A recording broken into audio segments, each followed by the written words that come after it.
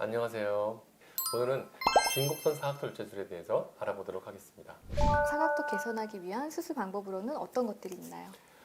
첫 번째로 보톡스가 있겠고요. 두 번째는 교근 절제술이 있겠습니다. 이러한 시술이나 수술은 교근만 발달된 경우에 해당되겠고요. 교근과 뼈가 전체적으로 발달된 분들 경우에는 사각턱 수술을 함께 하시는 것이 필요하겠습니다. 긴곡선 사각턱 수술은 무엇이고 어떤 분들이 받아야 하나요? 네, 사각턱 수술을 하시는 이유 중에 크게 넓은 사각턱, 옆에서 봤을 때 각진 사각턱 이런 경우들이 많습니다. 이런 경우에 긴곡선 절제를 하면 전체로 옆에서 봤을 때 사각턱의 라인을 90도가 아니라 부드럽게 만들어 드릴 수 있습니다. 사실 긴곡선이라는 말이 나오게 된 것은 옛날에는 사각턱이 발달되면 그 부분만 절제를 했는데 그런 경우에는 사각턱 수술을 한 티가 너무 많이 나고 이차하게 생기는 경우가 많이 있습니다. 그래서 이것들을 보완하기 위해서 긴 곡선으로 자연스럽게 사각턱 수술하는 긴 곡선 사각턱 수술이 개발되게 되었습니다. 보통 이상적인 턱선이라고 하는 것은 사각턱이 완전히 없는 것이 아니고요. 밑에 조금 남아있고 자연스러운 턱선을 만드는 것이 이상적인 턱선이 되겠습니다. 그래서 무리하게 사각턱을 많이 절제하는 것도 바람직하지 않고 또 반대로 너무 사각턱을 절제하지 않는 것은 수술 효과가 없기 때문에 가장 이상적인 턱선을 만들어 놓고 그것에 맞춰서 사각턱 절제를 하는 그런 기술이 필요하겠습니다. 그러면 남자분들도 요즘에 상담 많이 오세요. 남자분들이랑 여자분들이랑 사각턱 수술하는 방법이 좀 다른가요? 기본적으로 수술을 하는 방법은 똑같습니다. 그런데 보통 원하시는 게 좀 다르죠. 이제 여자분들은 얼굴이 원래 작고 갸름하시기 때문에 조금은 사각턱이 많이 남지 않는 턱선을 원하시는 경우가 많고요. 남자분들은 그에 비해서 조금 더 기미컬을 많이 남기는 경우가 많습니다. 그런데 옛날처럼 각을 없이 만들어 달라는 그런 분들은 별로 많지 않고요.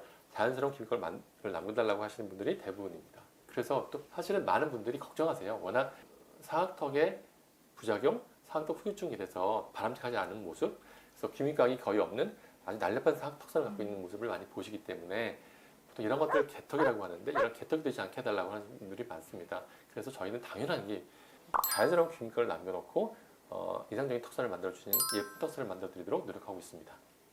사각턱 수술 후 2차 각이 생길까 봐 걱정하시는 분들이 많으세요. 어떤가요? 2차 각이라는 게 뭐냐면요. 사각턱을 일자로 자르는 경우에 새로운 남아있는 턱선과 만들어지는 각을 2차 각이라고 합니다. 2차 각이 생기는 이유는 뼈 절제를 할 때 자연스럽게 연결되지 하게 못하는 그런 기술이 좀 모자라서 그런 거고요. 사실은 이제 입안으로 절제를 하다 보니까 정확히 보지 못하는 상태에서 수술하는 경우가 많이 있습니다. 수술 원장님이 이런 경우에 경험이 많지 않으면 모양이 이쁘게 안 나오는 경우가 있는데요. 사실은 조금 더 경험이 있으시고 전문적인 그런 원장님한테 수술 받으신다면 이런 2차 각에 대한 걱정은 하지 않아도 될 것 같습니다.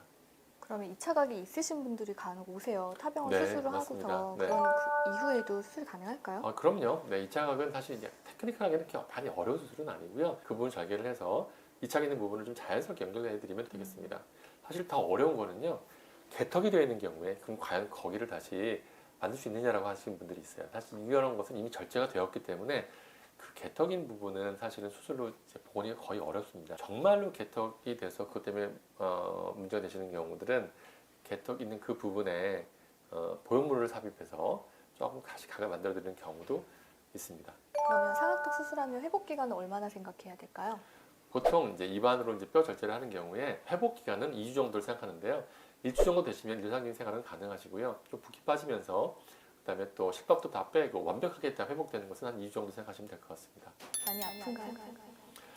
가장 많이 실제로, 하는 질문이세요. 실제로 수술할 때 가장 많이 물어보시는 질문이신데요. 네, 사실 뼈에는 감각이 없기 때문에 수술 직후에도 거의 통증은 없습니다.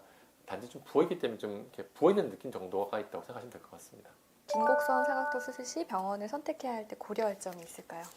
네, 긴곡선 절제술 하는 경우에는요, 가장 중요한 자연스러운 모습, 그다음에 예쁜 모습을 만들어야 되는데요. 그런 것들은 수술하시는 원장님의 그 기술이 가장 중요합니다. 입안으로 절개라고 수술하는 경우가 많기 때문에 경험이 많고 전문성 있는 원장님을 찾는 것이 가장 중요하다고 생각이 됩니다. 예전에 왜 귀 뒤로 사각턱을 없애는 수술도 많이 했었잖아요. 네. 근데 그거랑 비교했을 때 붓기나 회복 기간은 비슷할까요? 네, 말씀하신 대로 이제 귀 뒤로 절제를 해서 긴곡선을 절제하시는 분들이 있었는데요. 거의 장점은 이제 붓지 않는다는 거였는데요. 사실은 입안 절개를 해도 붓는 것은 거의 똑같습니다. 그래서 이제는 귀 뒤 사각턱이라는 수술이 거의 많이 하지 않고요. 입안 절개를 해서 붓기도 최소한 하면서 수술할 수 있으니까 걱정하지 않아도 될 것 같습니다. 성형불단지 오늘은 긴곡선 사각턱 수술에 대해서 알아보았습니다.